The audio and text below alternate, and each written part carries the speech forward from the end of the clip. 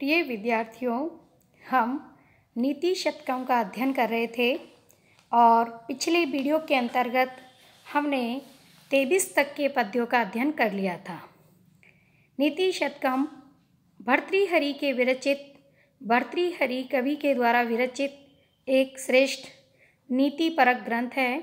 इसके अंतर्गत कवि के द्वारा नीति से संबंधित 100 पद्यों को अभिव्यक्त किया गया है और उसमें नीतिपरक उपदेश प्रदान किया गया है।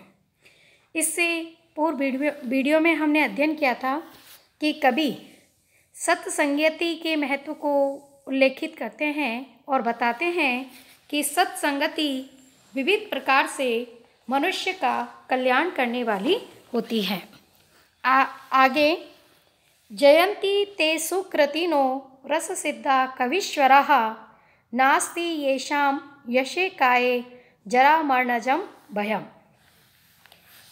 इस पद्य के अंतर्गत कवि के द्वारा उन कवियों की श्रेष्ठता को यहाँ पर सिद्ध किया गया है कि जो अपने काव्य रूपी शरीर से अजर और अमर हो जाते हैं। तो इसी विषय में कवि श्रेष्ठ कवियों के विषय में कहते हैं, जयंती ते सुकृतिनो, ते वे सुकृतिनो पुण्यवान लोग, रस सिद्धा जो कि श्रृंगार, वीर, हास्य इत्यादि नव रसों में पारंगत होते हैं, ऐसे कवीश्वराः श्रेष्ठ महाकवि जयंती सर्वोत्कृष्ट हैं, सर्वश्रेष्ठ हैं। येषां जिनके की यशः काये यश रूपी शरीर में जरा मरणजम जरा और मृत्यु से उत्पन्न होने वाला भयम भय या डर नास्ति नहीं होता है। अर्थात कहने का भाव यह है कि महाकवि भर्तृहरि जी कहते हैं कि संसार में वे पुण्यवान हैं जो श्रृंगार, वीर, हास्य, करुण इत्यादि नवरसों में पारंगत होते हैं। ऐसे महाकवि सर्वश्रेष्ठ होते हैं क्योंकि उनके यश रूपी शरीर में वृद्धावस्था या मृत्यु का भय विद्यमान नहीं होता है। अर्थात पंचभौतिक शरीर से मृत्यु को प्राप्त कर लेने पर भी वे यश रूपी शरीर से सर्वदा इस संसार में अमर हो जाते हैं। उनका यश रूपी शरीर कभी भी मृत्यु को प्राप्त नहीं होता है। जैसे कि आज हम महाकवि कालिदास, महर्षि वेदव्यास, महाकवि वाल्मीकि इन सबको भली भांति जानते हैं। आज भी वह अपने काव्य से, अपने यश से अमर हैं, अजर हैं। प्राणाघातात् निवृत्ति परधनहरणे संयमे सत्यवाकम काले शक्तया प्रदानम युक्तिजन कथा मूक भावे परेशां तृष्णा स्रोतो विभंगो गुरुषु च विनयः सर्वाभूतानुकंपा सामान्यम सर्वशास्त्रेषु अनुपहत विधि श्रेयसाम एष पंथा। इस पद्य के अंतर्गत महाकवि भर्तृहरि के द्वारा कल्याण के मार्गों का वर्णन किया गया है कि इस प्रकार का आचरण, ऐसा व्यवहार, यह कल्याण का मार्ग होता है, यह श्रेष्ठता का मार्ग होता है। तो वो कौन से कार्य हैं जिनके माध्यम से व्यक्ति कल्याण के मार्ग पर अग्रसर होता है?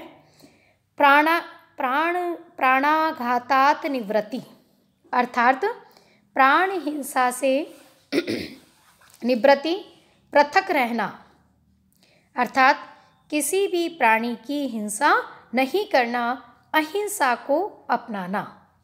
परधनहरणे, दूसरों के धन के अपहरण में संयमाः, संयम अपनाना, अर्थात कभी भी दूसरे के धन हरण की लालसा नहीं रखना, कदापि दूसरों के धन हरण के विषय में विचार न करना। सत्यवाक्यम, सत्य बोलना, काले शक्तया प्रदानम, अपनी सामर्थ्य के अनुसार समय पर, काले समय पर, प्रदानम उचित दान देना, अर्थात जिस व्यक्ति को जिस वस्तु की आवश्यकता है उस समय उसकी मदद करना। युक्ति जन कथा मूक भावे है परेशान।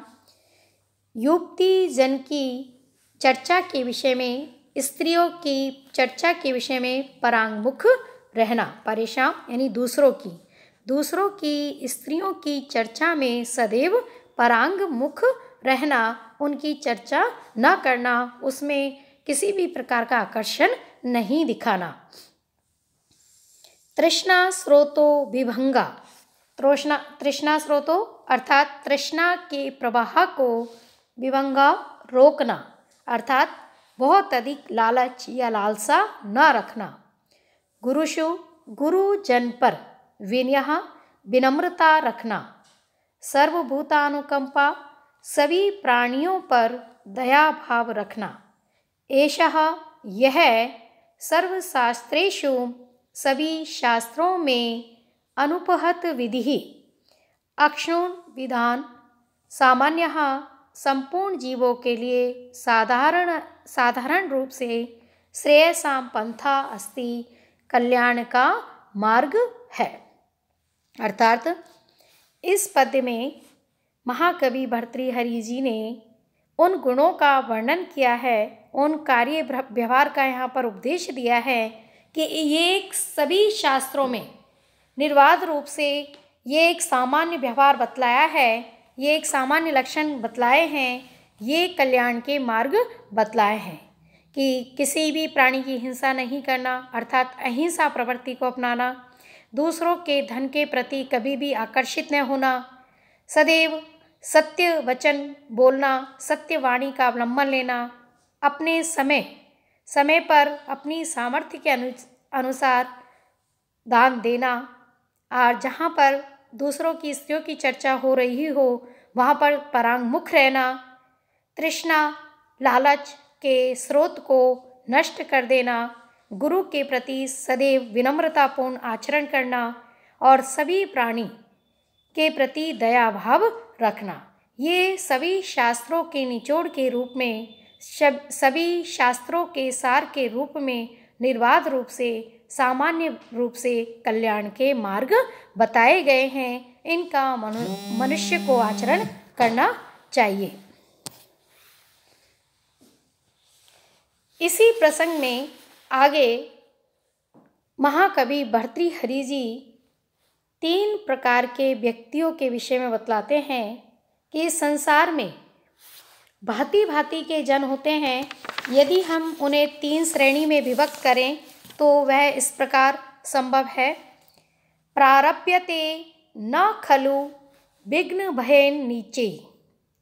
प्रारभ्य विघ्न विहता विरमन्ति मद्या।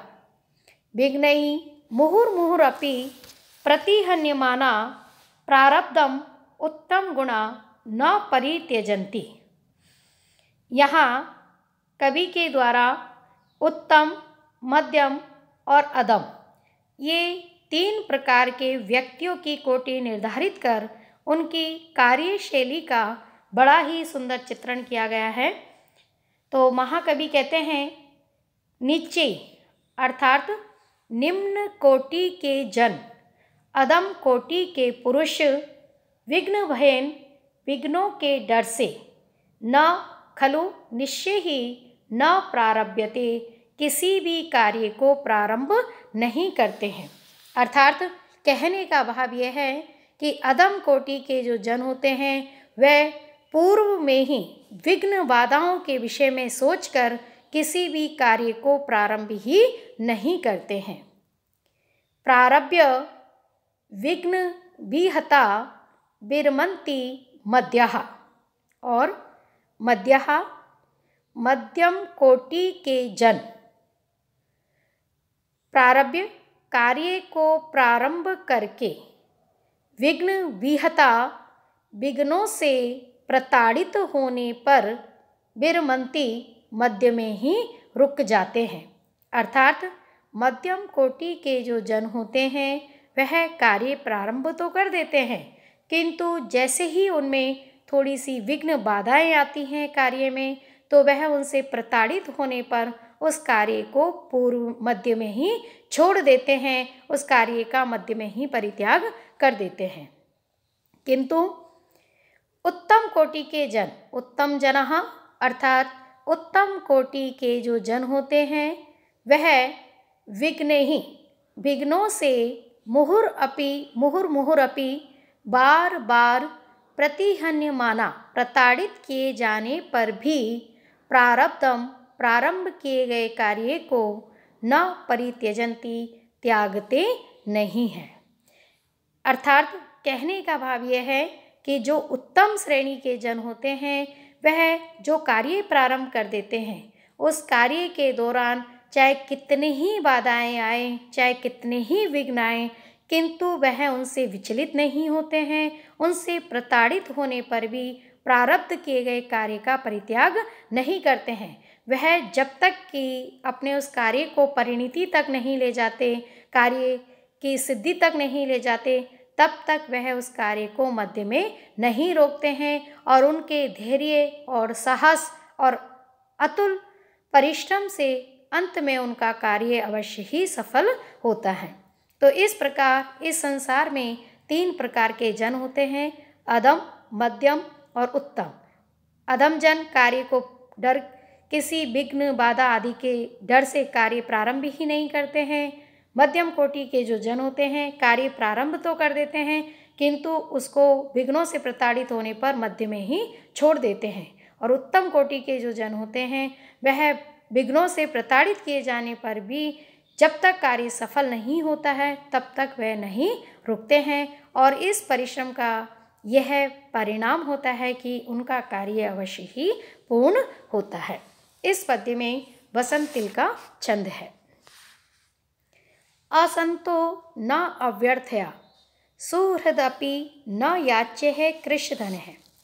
प्रिय न्यायाव्रति मलिनम असुवंगे अपि असुक्रम विपत् उच्चै स्थैर्यं पदम अनुविधेयं चे महतां सतां केनोदिष्टं विषम असीधाराव्रतम इदम।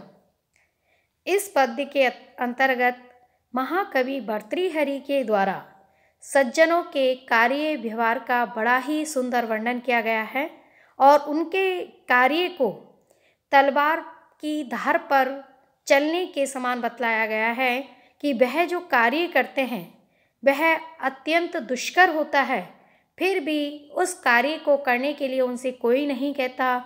यह उनका स्वाभाविक व्यवहार होता है, यह उनका स्वाभाविक आचरण होता है। तो ऐसे कौन से कार्य हैं जो सज्जन जन करते हैं, उसी का यहाँ वर्णन किया गया है। असंतो न अव्यर्थया सुहृदपि न याच्य कृशधनः।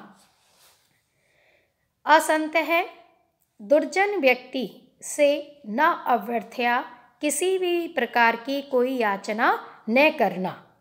सुहृदपि मित्र भी, कृशधनः यदि निर्धन है तो न याच्य है, उससे भी कोई याचना या मांग नहीं करना। प्रिय न्यायाव्रति मलिनम असुवंगे अपि असुक्रम। प्रिय अर्थात प्रिय न्यायाव्रति न्याय संगत व्रति व्यवहार करना, यानी प्रिय भी हो और साथ में वह न्यायोचित हो ऐसा आचरण करना। असुभंगे अपि अर्थात असुभंगे अपि प्राण प्रयाण की स्थिति में भी, अर्थात मरणासन अवस्था में भी जब प्राणों का संकट उपस्थित हो जाए उस स्थिति में भी मलिनम असुक्रम दूषित कर्म न करना, दुराचरण नहीं करना, निंदनीय कर्म नहीं करना। विपत् उच्चै स्थैर्यम विपत्ति में उच्च धैर्य को धारण करना। पदम अनुविधेयम च महता महापुरुषों के द्वारा बताए गए मार्ग का अनुसरण करना।